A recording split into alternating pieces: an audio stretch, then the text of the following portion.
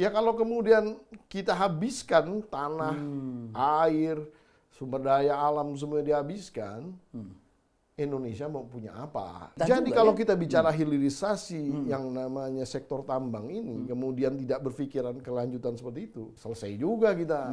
Ada soal yang sebelah, mikirnya hilirisasi ya, tapi nggak mikirin sustainability-nya. Gitu. Jika kita ingin mewariskan Indonesia untuk jangka waktu yang sangat panjang, jangan ragu-ragu.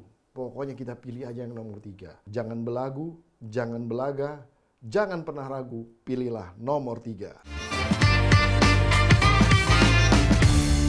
Pemirsa Main TV, kita jumpa lagi di program Horas.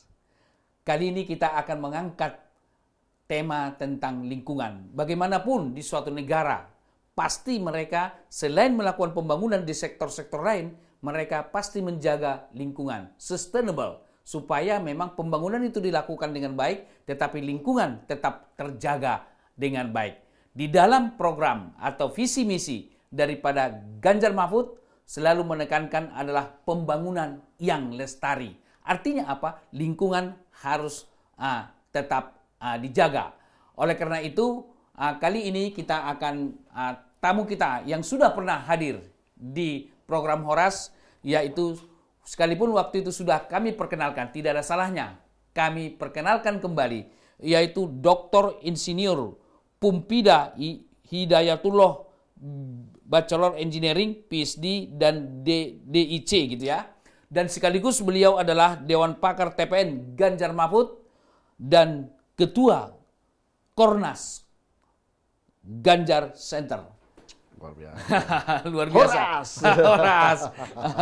Terima kasih atas waktunya. Waduh, sudah menyediakan. kalau Bung Emrus panggil, kapan kita datang. Sudah menyediakan waktu untuk kedua kali. Tapi kami masih berkeinginan nanti akan mengundang pada topik-topik berikutnya. Gitu. Nah, kali ini kita sebagaimana saya katakan di opening tadi bahwa kita akan membahas pembangunan yang berkelanjutan atau lestari, lingkungan yang lestari. Kenapa sih Mahfud MD dan Ganjar menekankan pembangunan yang lestari ini? Kita turunin dulu ya dari visi besarnya dulu, bahwa kan kita ingin membangun, mewujudkan namanya basis manusia yang unggul, kan gitu. Ketika kita kemudian manusia dibangun bukan sebagai objek, subjek. Betul. Jadi mereka harus berperan di dalam konteks pembangunan ini. Betul. Kalau tidak diberi peran ya selesai sudah. Nah, karena apa? Tantangan kita ke depan yang pernah saya sampaikan juga adanya bonus demografi. Bisa menjadi malapetaka demografi. Kalau dia menjadi objek. Jadi bangsa Indonesia harus dibangun di dalam konteks pertama disehatkan terlebih dahulu. Jadi 3. Kemudian dicerdaskan. Yang terakhir diberi pekerjaan. Nah, 3 lagi ya? Nah, 3 dong. Harus 3 aja. Jangan banyak-banyak. Nah, jadi ketika ini sudah selesai, pertanyaannya adalah bagaimana kemudian ini bisa diwariskan lagi oleh mereka ke anak cucunya. Betul kan? Nah, kalau kemudian sumber daya alam yang ada tiba-tiba dihabiskan oleh, dieksploitasi, katakanlah jangan generasi kita lah, kita mungkin nggak ngabisin, tapi generasi yang baru ini bisa ngabisin, karena mereka banyak jumlahnya. Nah, ketika kemudian mereka ngabisin ini, anak cucunya mereka gimana? Jadi generasi Indonesia ke depan gimana? Apakah kita dari negara yang tadinya kemudian maju gitu tiba-tiba jadi mundur lagi gitu, bahkan hilang, kan itu nggak masuk akal gitu. Nah, sehingga visi keberlanjutan ini sebagaimana memang sudah menjadi tatanan di dalam konteks pembangunan di seluruh dunia, ya kita harus juga secara serius menyikapinya. Ini bukan sekedar isu yang namanya perubahan iklim.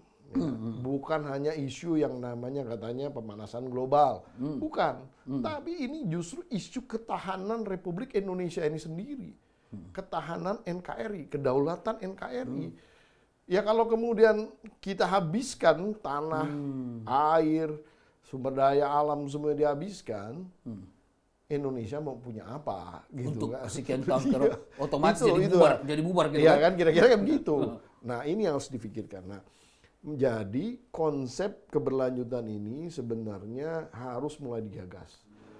model rezim yang sekarang, yang saya selalu omongkan bahwa selalu diwarnai oleh dunia migas dan dunia tambang, ini sangat destruktif sebenarnya. Dari sudut lingkungan. Iya, dari sudut lingkungan ya. Iya. Jadi kalau kemudian kita tidak kontrol secepatnya dan kita tidak migrasi secepatnya ke dalam konteks yang lebih sustainable tadi, yang berkelanjutan tadi, nah ini bisa terjadi satu gap yang kemudian kita nggak akan bisa recover. Betul. Susah sekali merecover itu semua. Ya di tanah-tanah gundul habis bekas tambang itu kan ternyata sulit sekali kita menanam ulang ya. Betul. Memang harus ada bahkan ada yang menganga loh. Ya.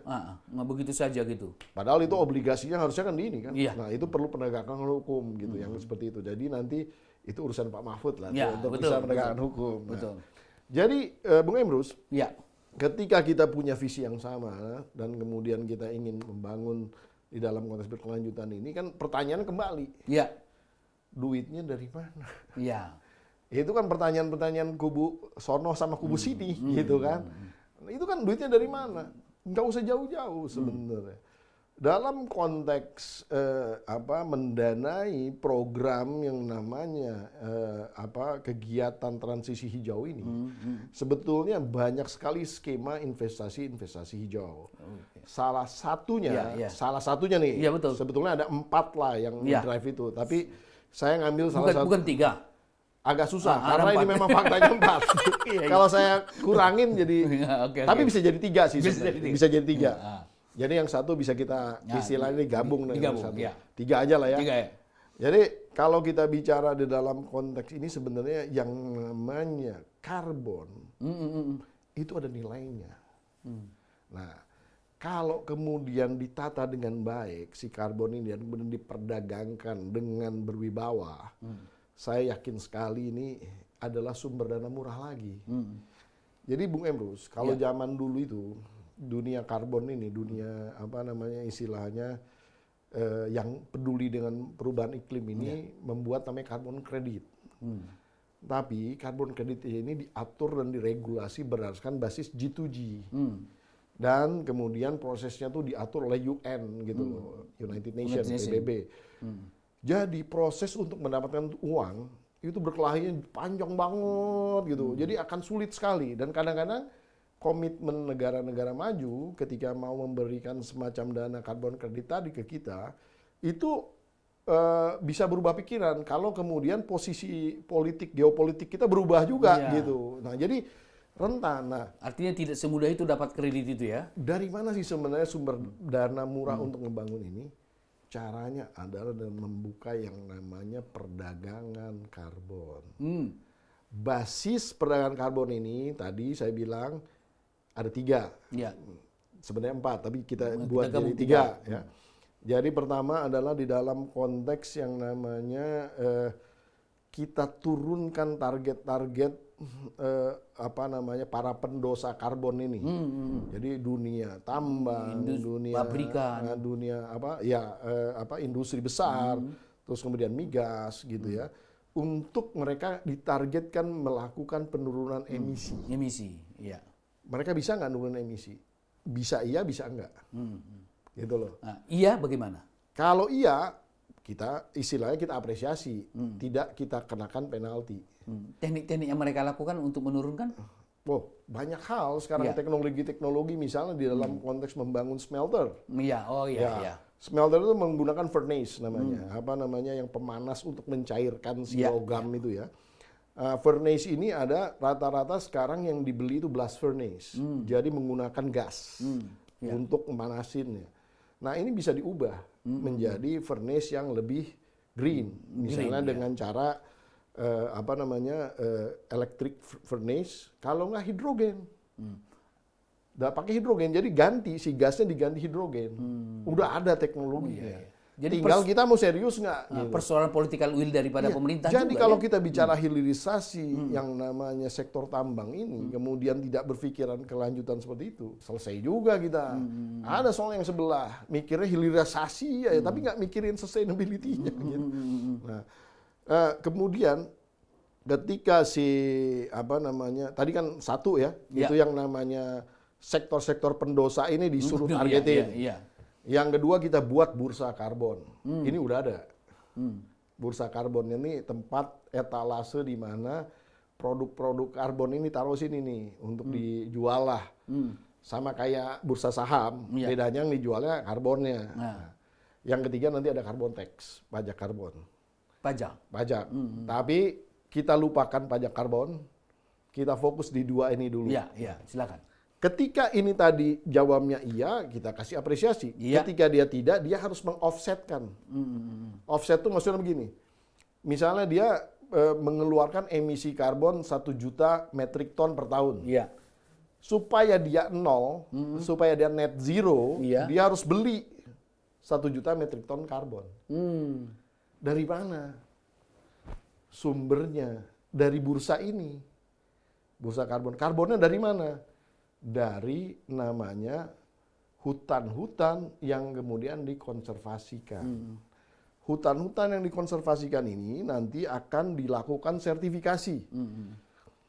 Jadi pada dasarnya sebenarnya yang namanya pohon, yang namanya tanah ini secara natural dia menyerap yang namanya gas rumah kaca. Karbon, gas rumah kaca itu diserap. Nanti satuannya ekuivalennya semua karbon dioksida ekuivalen ya. Jadi semuanya karbon dioksida ekuivalennya. Nah, nanti ketemu. Misalnya saya sekarang memproduksi karbon sekian misalnya. Misalnya saya punya hutan nih, 50.000 hektar. Hutan saya dikategorikan hutan yang medium density forest. Densitasnya medium, artinya pohon-pohonnya tuh nggak terlalu lebat. Bukan hutan yang lebat-lebat yang kayak di Amazon gitu-gitu. Di Papua masih banyak yang lebat gitu. Tapi di daerah-daerah yang mungkin kayak Kalimantan gitu udah medium density forest. Nah, itu kira-kira 1 hektarnya, Bung Emrus itu kita bisa menyerap. Per tahunnya itu bisa menyerap 10 metrik ton karbon. Ini kalau disertifikasi, kalau kita punya 50.000 hektar, berarti per tahun kita bisa menjual 500.000 metrik ton karbon. Ditaruhlah di bursa. Jadi kalau ada perusahaan tadi yang dosanya 1 juta metrik ton, ini ada 500.000 nih. Minimal dia setengahnya udah bisa beli dari sini kan gitu. Di situ mainannya. Nah, dia kira-kira punya duit nggak untuk bayarin? Punya lah. Batu bara tuh marginnya gede, Bos. Iya. Iya kan? Keuntungan yang diperoleh. Gede. Makanya ini kalau kayak gini-gini istilahnya kemudian kita ragu-ragu, mengimplementasikan ketinggalan. Tapi jangan lupa market yang namanya bursa karbon ini bukan hanya lokal. Market yang namanya bursa karbon ini ada internasional. Masing-masing pendosa-pendosa karbon di dunia juga perlu nyari produksi karbon ini. Pendosa ini. Ya kan? Bayangin tuh perusahaan Pertamina nggak ada apa-apanya dibanding misalnya Shell, dibanding Exxon, dibanding Chevron. Produksi kan gede-gede nih. Mereka harus beli. Kan mereka udah deklarasi kalau di negara-negara maju itu 2030 mereka udah net zero. Jadi istilahnya potensi dia ngeluarin jutaan emisi itu harus di offset dengan ya ini belinya di bursa karbon kita. Ini dana murah untuk kemudian kita melakukan pembangunan yang tadi yang kemarin saya ceritakan. Yang maksudnya mau di laut kayak dalam bentuk wind turbine, terus kemudian juga arus laut, kemudian juga solar panel, ya kan, terus kemudian juga hidrogen. Ini artinya semuanya bahwa bisa ada duitnya gitu loh. Artinya apa? Nggak perlu minjem lagi. Ya betul.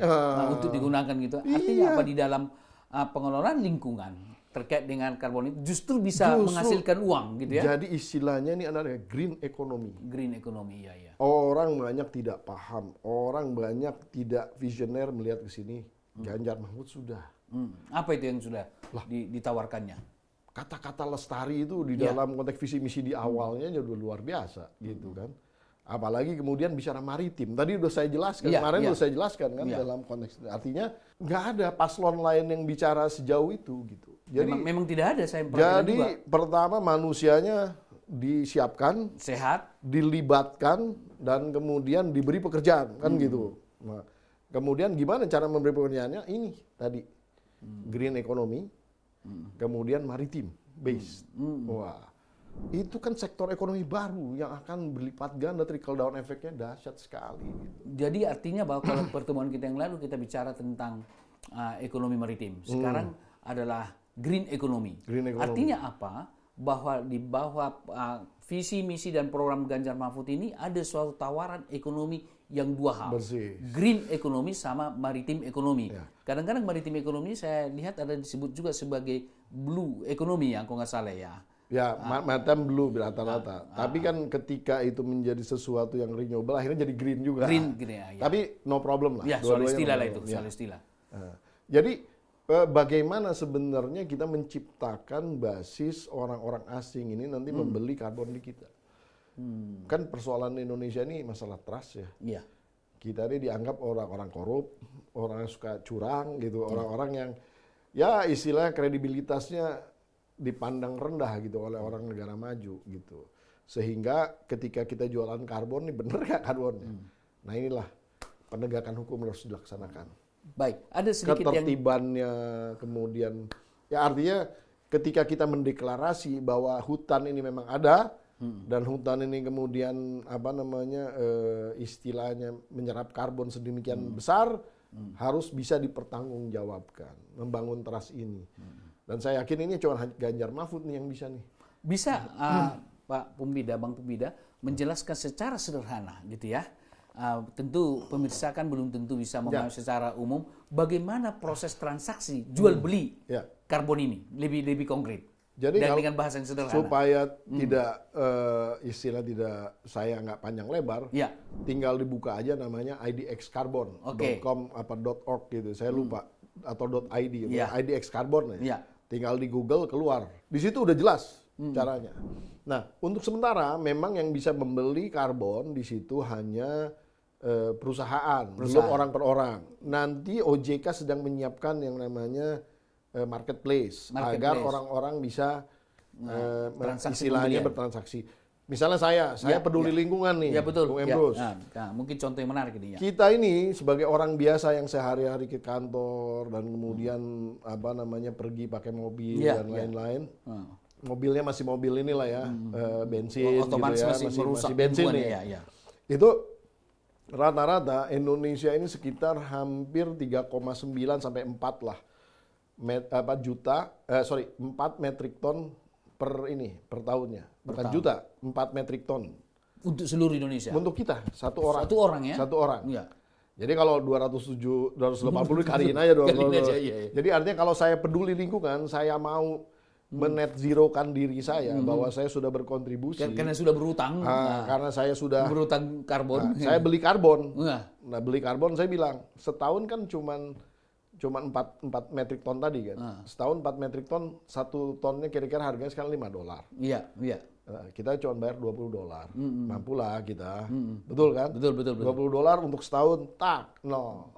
Coba satu misalnya anak muda ini peduli.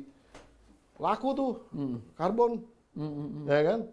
Duitnya kemana? Karena duitnya nanti kan masuk ke negara. Ya kan? Masuk ke basis-basis tadi, pembangunan renewable dan lain-lain. Karena uang dari green ya harus lari ke green lagi, nggak boleh nanti larinya ke tambang dan lain-lain. Dan bahkan sekarang investasi udah nggak ada yang mau ke dunia tambang, ke dunia migas, udah jarang sekali. Justru mereka tertarik di renewable. Sampai perbankan pun makin ngecilin ya skala-skalanya untuk pinjaman-pinjaman ke dunia yang kotor-kotor karbon itu tadi. Nah kalau yang bersih, yang green, pendosa karbon tadi. Sisa saya pendosa. Jadi sebenarnya secara simpelnya itu adalah di mana dunia ada yang mendosa mengeluarkan karbon, ada yang melakukan konservasi, atau sebenarnya tidak hanya konservasi, ada beberapa kegiatan yang bisa mendapatkan karbon. Pertama adalah menghindari, avoidance. Ada 3 lagi nih. Iya, 3 lagi. Ada avoidance, ada menghindari, reduction, mengurangi, dan ada satu lagi,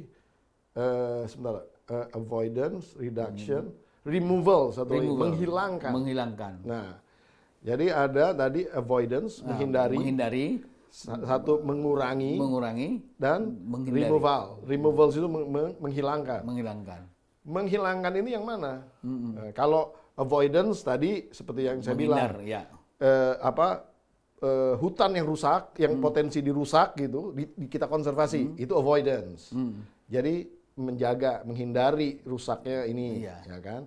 Kalau reduction tadi, target-target hilirisasi, misalnya pakai teknologi green gitu, yang seperti saya bilang tadi. Nah itu reduction. Yang removals apa? Nah ini yang removals ini adalah namanya CCS salah satunya. Ingat nggak CCS itu? Apa itu? CCS. Waktu debat Cawapres, ada yang tiba-tiba nyerang Pak Mahfud. CCS. Iya. Namanya Carbon Capture Storage. Nah, jadi Carbon Capture Storage ini removals, artinya kita meremove yang namanya gas rumah kaca dari udara kita. Ada alat namanya DAC, Direct Air Conversion kalau nggak C-nya itu. Kemudian disedot, ya, dipisah. Yang O2-nya dilepas lagi, yang oksigennya, yang CO2-nya nih dimasukin ke storage. Dimasukin kemana? Dimasukin ke sumur-sumur kosong, sumur-sumur migas, ya, minyak dan gas yang kosong. Pertamina banyak, dan terutama ini sumurnya di mana? Di laut yang paling gampang. Bukan merusak di laut nanti ketika sumurnya itu di laut. Enggak pencemaran gitu. Kan si sumur sudah ini. Si sumur ini sudah kosong. Oke. Diisi sama si karbon dioksida tadi, si gas-gas rumah kaca ini udah ditutup lagi. Nah, dikatakan pencemaran ya sebetulnya pada dasarnya secara alami tadi yang saya udah jelaskan, yang namanya tanah, pohon-pohonan ini semua memang menyerap. Nah, bedanya sekarang memang menyerap. Gitu ya? Nah, sekarang dipercepat aja di tanah itu ya. Itu idenya bagus. Cuman yang sebelah itu kan cuman pakai singkatan doang gitu. Dia belum tahu esensinya di mana CCS itu. Padahal CCS itu sebenarnya CCS ya, Carbon Capture Storage ini bagusnya adalah potensinya gede sekali. Ini bisa menyerap yang namanya tadi karbon itu sekitar antara 300 gigaton, bukan mega lagi, giga jadi miliar ton tuh. 300 gigaton sampai 600 gigaton. Jadi 300 gigaton sampai 600 gigaton. Jadi kalau kita kalikan itu 300 kali $5 aja berapa? 1 tonnya. Itu potensinya adalah 1.500 miliar dolar kita dapat. Kalau 300 gigaton aja. Itu dana murah tuh. Itu bisa dipakai. Nah, tapi saya berkali-kali ngomong nih, jangan ini dikasihkan asing. Ini Pertamina bisa kerjakan sendiri, gitu. Ngapain kasih asing? Teknologi beli aja, mahal di awal nggak ada masalah. Tapi pasti tutup dan kita dapat duitnya di belakang lebih enak. Dapat uang dari green, bangun lagi yang green lagi dan ini akan menjadi satu. Artinya saya melihat bahwa persoalan ada political will dan leadership daripada seseorang pemimpin gitu ya. Baik, ada pertanyaan saya menyangkut ke sana. Bagaimana penilaian Bang Pumpida leadership yang dimiliki Ganjar Mahfud di dalam penanganan lingkungan ini, yang lestari ini? Mas Ganjar itu seseorang yang lengkap ya, lengkap pengalamannya di dalam konteks legislatif sudah pernah. Terus kemudian juga dari selama 10 tahun terakhir menjadi gubernur di Jawa Tengah. Salah satu program yang beliau sukseskan itu adalah membuat desa mandiri energi. Ini kan dan mandiri energi itu bukan pakai gas, bukan pakai solar. Jadi di mana tidak ada elektrik, kan sebenarnya persoalan mendasar kita ini kan sampai sekarang ini elektrifikasi di seluruh Indonesia ini belum merata. Nah, ada basis-basis desa yang memang infrastrukturnya nggak memungkinkan, sehingga memang harus dibantu. Nah, seorang gubernur yang kemudian peduli di dalam konteks mengangkat masyarakatnya di dalam, kan karena gini, nggak mungkin lah masyarakat modern itu nggak punya energi, nggak mungkin, bos. Nggak mungkin. Istilah mau belajar, kita zaman dulu memang suka mati-mati lampu ya. Kita belajar dulu pakai lilin kan, mata kita jadi rusak kan. Nah, lampu teplok. Nah, sekarang anak-anak udah pada nggak tahu. Petromak aja mungkin nggak tahu. Zaman kita dulu masih suka kayak gitu, mati-mati lampu. Masa zaman sekarang masih mati lampu? Ini malu-maluin lah.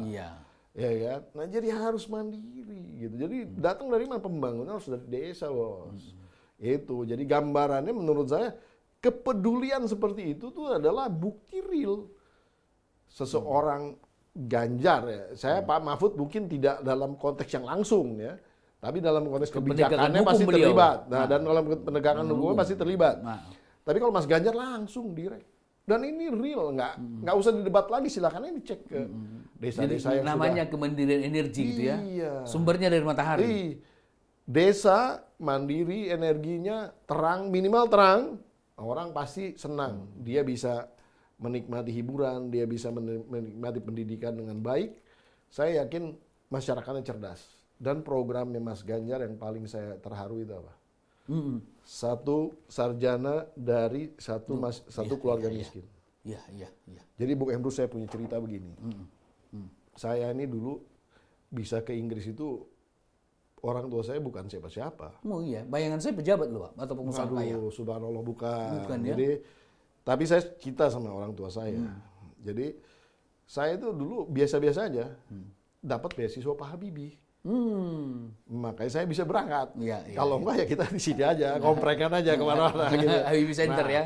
Jadi yang beberapa puluh tahun kemudian saya ketemu Pak Habibie.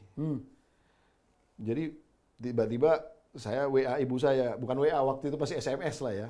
Jadi saya SMS ibu saya, Bu mau ketemu Pak Habibie, mau ngomong apa? Karena ibu saya fans banget sama Pak Habibie. Gitu. Jadi ibu saya bilang, tolong sampaikan terima kasih ke Pak Habibie. Kita dulu mohon maaf ya, kita yang miskin sekarang udah nggak miskin lagi karena kita dibantu pendidikan. Saya sampein ke Pak Habibie itu, Pak Habibie nangis. Artinya apa? Ini kan sebenarnya semangatnya sama. Itu seorang Habibie menyekolahkan cuma ratusan orang. Nah, kalau seluruh penduduk Indonesia yang miskin-miskin itu kemudian ada satu sarjana yang bisa membantu teman-teman yang lain. Termasuk itu trickle down efeknya, Bos. Itu luar biasa. Ini sangat mulia niatnya, sangat mulia. Termasuk sarjana di bidang katakanlah energi misalnya. Pasti itu akan dibutuhkan. Sarjana di bidang lingkungan misalnya. Ya, karena kan Mas Ganjar beberapa kali bilang, target kita apa dulu nih yang mau dibangun. Nggak ada sumber daya manusia mau bangun pakai apa gitu kan. Masa asing lagi, nggak boleh. Ini harus disiapkan gitu. Di semua Di semua sektor. Di semua bidang keilmuan gitu ya. Dan ke depan tentu di dalam konteks membangun secara sustainable tadi, secara lestari, secara keberlanjutan. Kira-kira seperti itu. Baik. Kita sudah sampai di penghujung ini, Bang Pumpida. Bisa closing statement? Silakan. Dan sekaligus menyampaikan bahwa boleh pilih Ganjar Mahfud gitu. Ya, jika kita ingin mewariskan Indonesia untuk jangka waktu yang sangat panjang, jangan ragu-ragu. Pokoknya kita pilih aja yang nomor 3. Saya punya pantun, jangan belagu, jangan belaga, jangan pernah ragu, pilihlah nomor 3. Cakap. Terima kasih Abang Terima kasih. Pumpida. Saya kira pemirsa Main TV, itulah diskusi kita bicara tentang kelestarian lingkungan, pembangunan di bidang lingkungan, sehingga pembangunan yang kita lakukan harus mewariskan ini kepada generasi muda, anak cucu kita ke depan. Tidak kita eksploitasi pada masa kita yang sedang kita lakukan, tetapi kita harus memandang jauh ke depan kelestarian lingkungan dan sustainable pembangunan di Indonesia. Pemirsa Main TV, saya kira demikian pertemuan kita kali ini. Sampai jumpa di dialog berikutnya.